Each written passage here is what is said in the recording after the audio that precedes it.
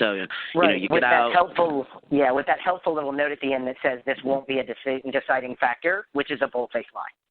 Yeah, absolutely. So then when we add in racism and transphobia, it's a really bleak picture for folks to really be self-sufficient. Right. So, Mick, I don't know if you have anything that you want to add, not just about the for-profit prison industry, but, the larger prison industrial complex itself, like how we're keeping people in this cycle, or, how we kind of hamstring folks. And it's like once they're in the system, man, they're in, and getting out is really difficult, if not next to impossible. Yeah, absolutely. That's very true, and I really echo everything that Reese has already been naming and saying. You asked earlier about coming out of solitary confinement as well, and I think that's an important issue to talk about. Is for people who are coming home, we see more and more people coming home straight from solitary confinement, and so all of the concerns that people are already facing coming home from prison to if they're able to their family houses, but for many, many people it's going home to a shelter or a halfway house. So you already are having the difficulty and concern that you're leaving a highly regimented and extraordinarily racist and transphobic environment, which is the prison system itself, and then you're going into another system that is just as racist and as transphobic because the prison system is created by this society, right? But all of a sudden, it's not as if the rules that run prisons are consistent or consistently applied to people, but parole and probation is even more discretionary and bizarre and incomprehensible to most people, that you can meet with your parole officer every single week, and your parole officer can say, I know you're a trans woman, I know that this all says all your identification says male, but you present yourself in this particular way, and that's fine with me, it's okay, and then 1 week your parole officer is sick, and you have a new parole officer, and that parole officer violates you because you're cross-dressing. And that is completely acceptable in many parts of the country, and it's even an option that goes on people's parole releases when they are in any way connected to a sex offense, which doesn't necessarily have to mean that it is even something that an individual has done, because a lot of people plead to things that are completely separate from what the arrest charge is. As well as lots of people, things like urinating in public becomes a sex offense. And so it automatically gets put on people's a lot of discharges in New York State that you cannot cross-dress. And so then it becomes an issue of trying to work with every single parole officer for trans and gender nonconforming and intersex and cross-dressing individuals to say, well, actually this person has the right to express their gender identity, and you cannot incarcerate someone for that. But when you violate parole, the first thing that happens is you go back to prison. And so it is a cycle that is just, it gets its teeth into you and does not let it go. And I know we were, beginning in the beginning of this conversation talking a little bit about the school to prison pipeline, and it starts so early, especially for young Black and brown youth, that it starts very, very early. And for young people who are gender nonconforming or are trans-identified, the rates of disciplinary infractions at schools, the rate of high school dropout, which then you have quality of life policing, so sleeping in a park, or in New York City, for instance, jumping the turnstile on the subways, all of this stuff lends you into the juvenile justice system, and the cycle just begins earlier and earlier. And then in New York State, for instance, we still have we treat people at the age of 16 as adults, and so 16-year-olds go to adult prison, and it's I cannot imagine being 16 years old in an adult prison surrounded by grown men. I mean, just being in prison is one thing.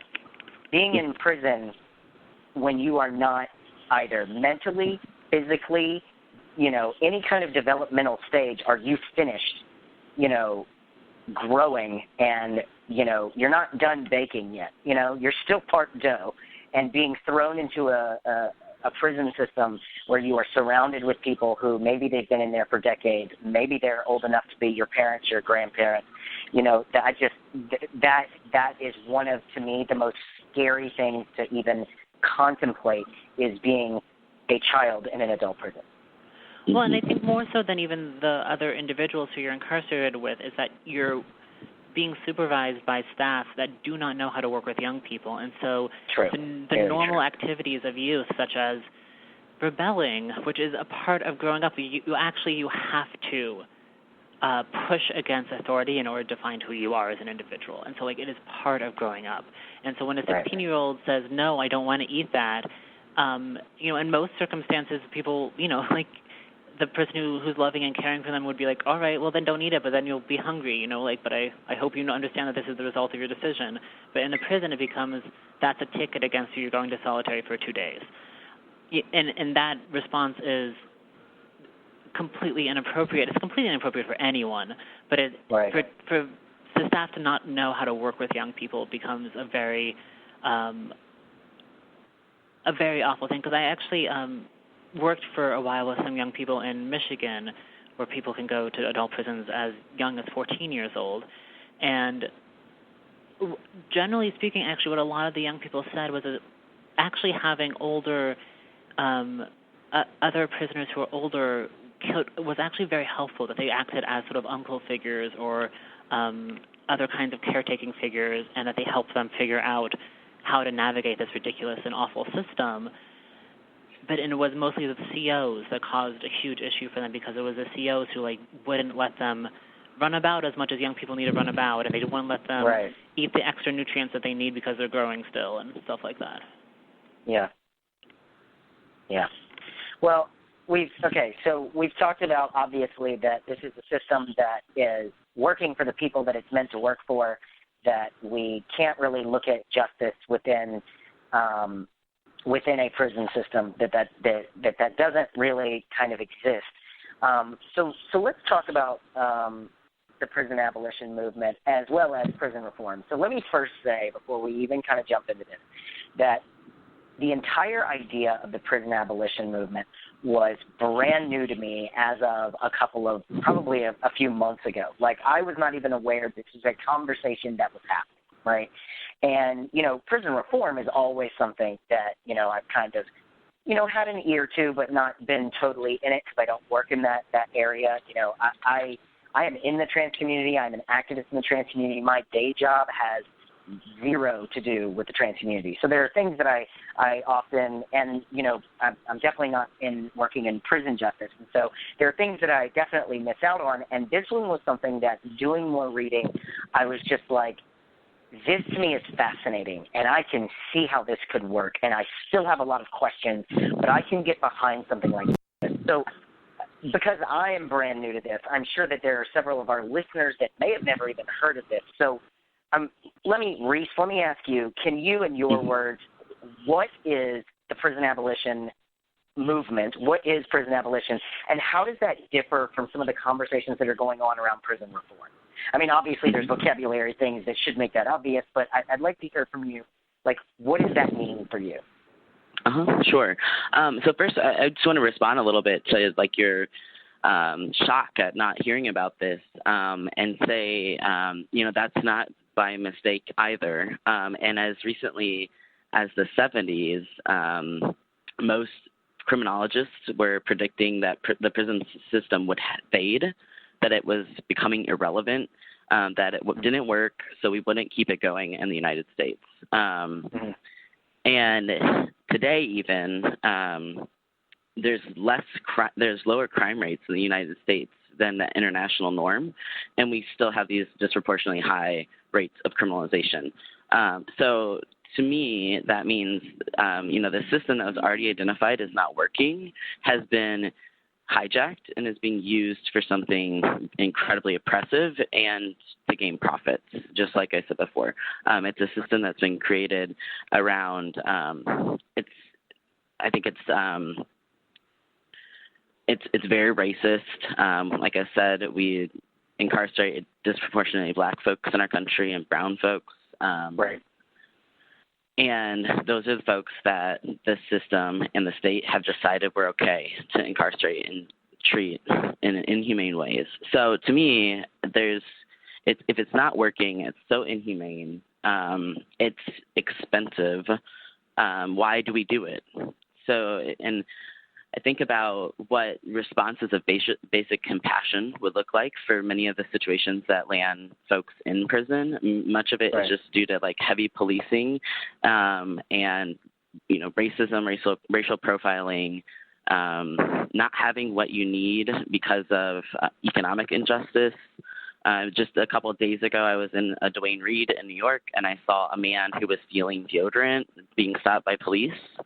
And if you don't have deodorant and that's a thing you need, and you have to steal it and that could land you in prison, like, I don't want to live in that culture. I don't want to live in a culture who says that's okay.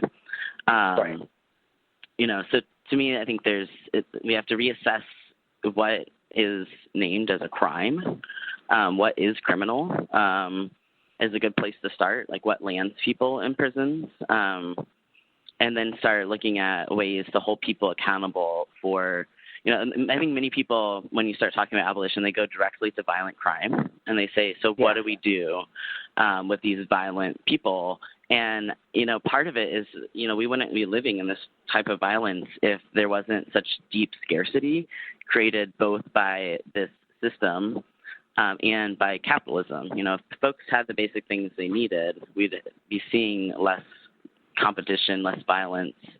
So that's kind of where I jump in. And I appreciated a question that you posed to us a little bit before, actually you wrote it to us, about, do we have to work to stop injustice first? Is it like a linear process, and then we can look at prisons, or do we do it all at the same time? And I think that we have to be doing it all at the same time. We have to be really educating folks about what exactly is wrong with prisons, why they shouldn't exist, how they function in our country, and then start looking at the conditions that get people there. And then I think the best thing that we can do actually is talk to people who are and have been incarcerated. I think those are the people who have the best answers for what the alternative should be and what would work. Right. Yeah. So for those of our listeners, any time that I'm, planning a show, I do communicate with the guests to kind of give an idea of here's what I'd like to talk about. And the question that Reese is referring to that I had sent to both Nick and Reese was, do we first have to undo oppression and inequality, or do we first have to remove the prison industrial complex, or must these things happen simultaneously? Because I feel like the way that I was seeing it, I'm not saying that this was a rhetorical question, but the way that I was seeing it was, how do you get rid of oppression and inequality when you're still oppressing and pitting people against each other in something like the prison? But then also, can you remove a prison system when we still suffer under these inequalities and oppression, and therefore they lead to high crime? So to me, it seemed a little obvious, but I'm so glad, Reese, that you brought that up, because that is something that I want to discuss about. How do we do that? Like, it feels like such a giant mess of a problem.